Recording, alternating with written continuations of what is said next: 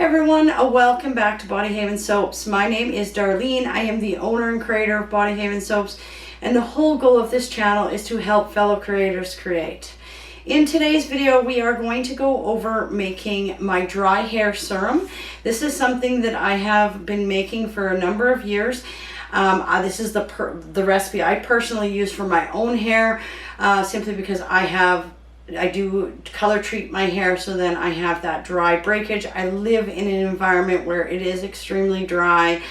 We don't have a lot of humidity here, so winter time and summertime we get a lot of that dry breakage in our hair. So this is something that I use all the time. Every time I wash my hair, I'm using this in my hair. But this is a hair serum, not a scalp serum, so let's keep that in mind. This is formulated to go onto the actual hair strands, to help with elasticity, to help with less breakage, to moisturize the hair itself. This isn't a scalp treatment. Now I do have, a hair mask, a scalp mask that I use once a week for my scalp, but this is specifically for the hair. Now there's many different ways that people make these. Some people make hair oils, which is just a combination of different oils and things like that. I have tried that, and I just find that it leaves my hair really greasy and oily, and it even looks oily, and I really don't like that. And then all of my other products that I try to use in my hair and stuff like that, it just doesn't work well for me. But I'm not saying that you can't just make a hair oil. It's completely up to you. But this is a hair serum, so it's designed to actually coat the hair strands and get rid of that frizzy look. It's designed so that the oil has time to moisturize in, soak into that hair without it leaving this really oily texture to your hair. All right, so there's many different reasons that people may use a hair serum. It could be that they have a very curly, frizzy hair, and in the dry or the humid areas, their hair goes extremely frizzy. It may be because they color treat their hair and their hair gets very dry and brittle. It could just be genetics that creates that very thin, breakable hair.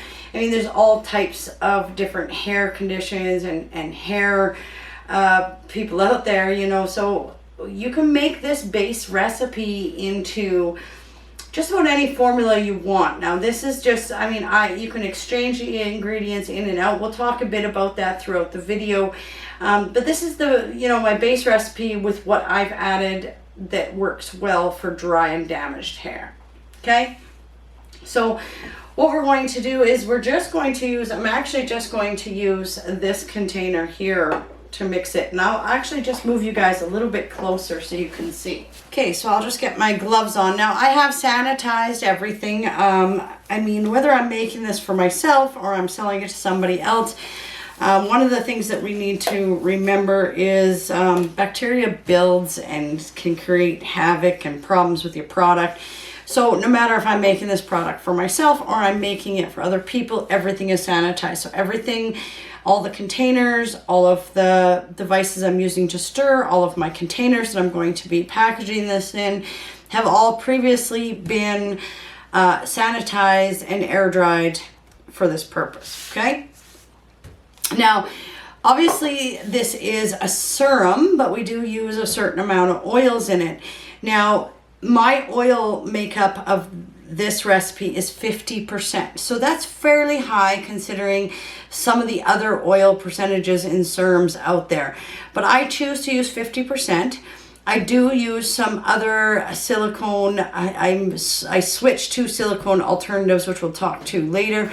However, it does go onto the hair, and this silicone alternatives do help it dry and not leave that oily feel. But 50% of this recipe is going to be my oil blend of choice. Now in this jar here, I do have 50 grams of argan oil. Now I chose to use argan oil because it's got, your antioxidants in it. It's got your essential fatty acids in it.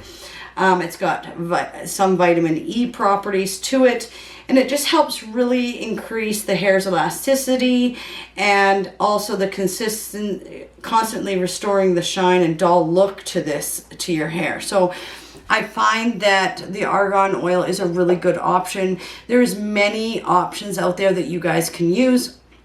Just do your research. I wouldn't use anything too heavy because that's where you're going to get that oily look for. Argan oil does absorb pretty readily into the hair. It does take time though. That's why we're not doing 100%. But I have in here 50 grams of argan oil. The other oil I have in here, so I'm only using 2 oils in this recipe. You could make a blend of whatever you like. Just do your research and do it for whatever specific hair type. I have jojoba oil. Now, jojoba oil, it does have an oily composition to it, okay? And it is used as a moisturizer. So this really does add moisture to the hair and condition. It protects it against that dryness and the breakage of hair. And if it does get on your scalp, it's not going to plug things up or anything like that. So that's the reason I chose these 2 oils. So I have 50 grams of argan and 50 grams of jojoba oil in here. Okay. And we'll just mix everything in this container. I'm doing a smaller batch for you guys. And I mean, I just needed to restock my own. Okay. So 50 grams of each. So in total, that is going to work out to 50% of my blend of this whole product. Okay, so I have my oils. Now, we do put silicones into most hair serums. Now, you can, choose which way you want to go. I used to use the synthetic silicones way back when I first started making things, and as I've got into things and making things more natural, I've got into the natural silicone alternatives, and especially now that I'm going to be selling this product, because previously I've never sold this product. It will be a product that's coming onto my shelves. I use the natural alternative for my silicone. So the ones that we used to use in here, there's so many options out there, but we have clemethicone and we have dimethicone 350. Those are some of the ones that I used to use. I've now switched to, and I'll just show you guys here, instead of using this clemethicone or however you say that, I'll put it up on the screen for you guys. This would be the natural alternative to it, and I'll put these words up on there so you guys can see. So if you're using those products, we do have natural ones that we can put in place. This is Lux Glide N5. It's a natural clemethicone alternative. So this one is Escort.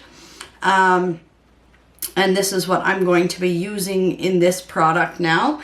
And then the other one is going to be the Lux Feel N350. So instead of using dimethicone, I'm going to be using the Lux Feel N350 as my natural alternative. So those are my natural alternatives to the silicones.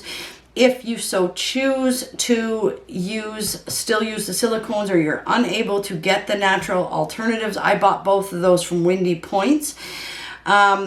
You can use the silicones. It works exactly the same. I don't find a huge difference, except for one is going to be a natural derived product and the other one is going to be a synthetically derived product. Okay, so that is the difference. So we are going to use, okay, the Lux Glide, okay, N5, which is our natural alternative for our silicone. Okay, and we are going to be using, let's see, we are using 15%. So 30 grams of this. And I'm simply just going to put it in here. This is a very simple recipe to throw together. Oops, I'm spilling it. Let's get it in there before I spill more. So 15%.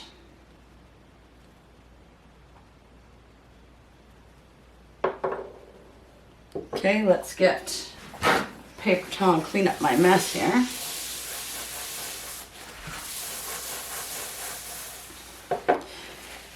Okay, so you're just gonna put that in there and you're gonna stir to combine. That's how easy this is.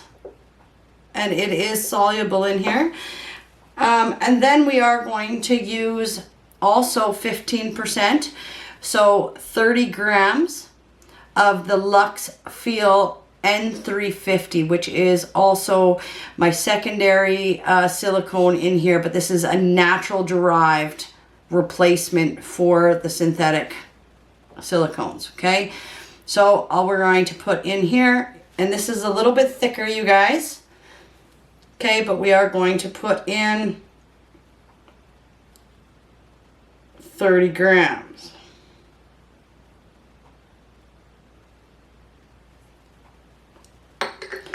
And then just stir to combine that.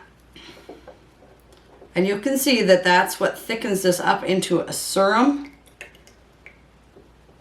And it's not so oily now. Okay, so some other additives that we're going to put in here. I'm going to put in squalene, which is an olive-derived, hair oil additive.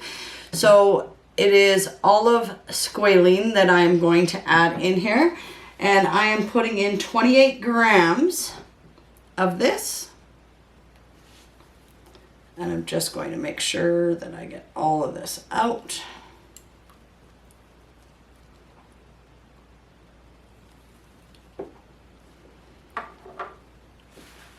Okay, and then I'm going to also add in some rice protein. Now, I really like adding in rice protein into my hair care products. It really does help, especially with my style of hair, but we don't need to use a whole bunch. So we are using 4 grams of the rice protein, which we will pour in here.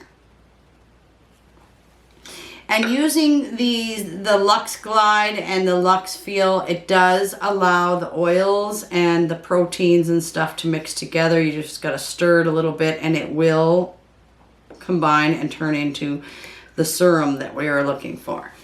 Okay, and then to add a humectant to this, we are going to use glycerin. Okay, so once again, just 4 grams of glycerin just to add some humectant to this.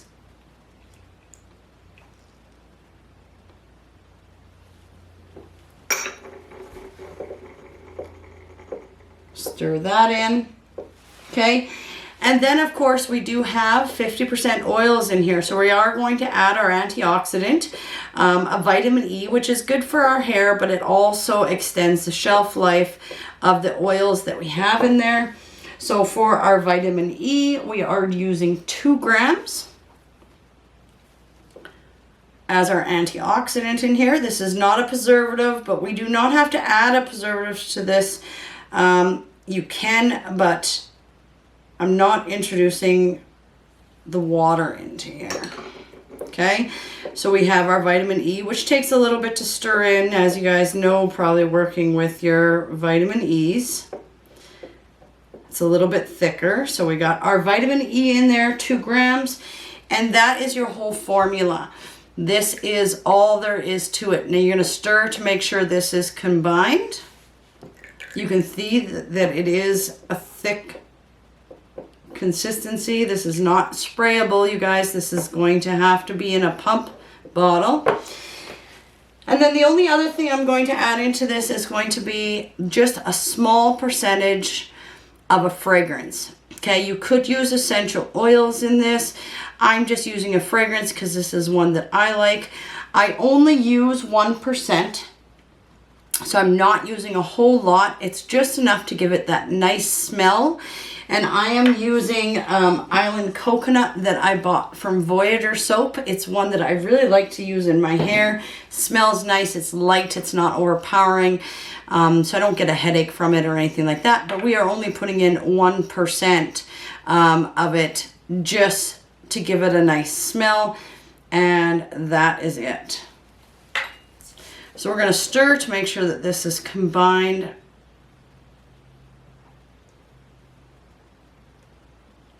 And everything is mixed really well. I always suggest, like I stir for quite a while. I don't want to have more fragrance oil in one of my jars than I do the other. I want to make sure that it is definitely all combined before I put it into my containers.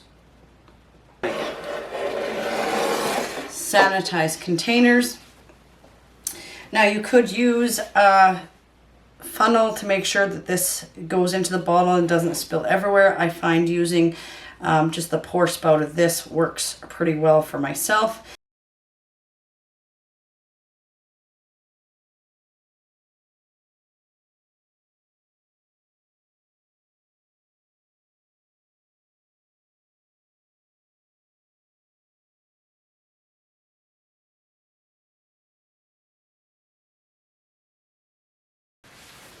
Okay, so you guys can see this isn't a very hard formula to create.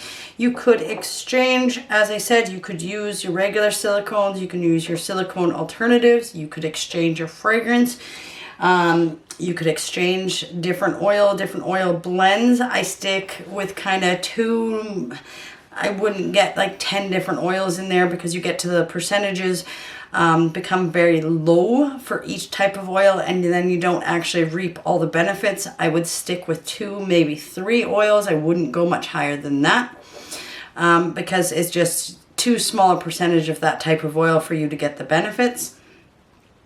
Obviously you can come up with your own proteins, things like that, additives you want to put in there. So you can see this is a very versatile recipe. And just to show you guys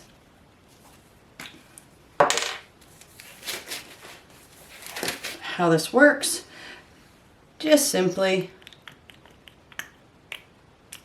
pump a little serum in there. You can see that's quite thick, it's not going to run everywhere, and you just rub that into the hair. Okay, this isn't meant to rub on your scalp. So pretty simple, you guys, to make this formula. If you have any further questions or you're wondering about different oils, things like that, feel free to ask.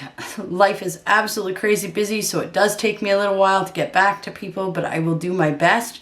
And just remember, you know, formulating is just, it's a creative thing. So if you can think about it and research it and try and figure out what it is you're trying to create, you can make many different formulations out of this one formula. All right, so hopefully you guys enjoyed the video. If you give this a try, comment below, and you guys have a great day.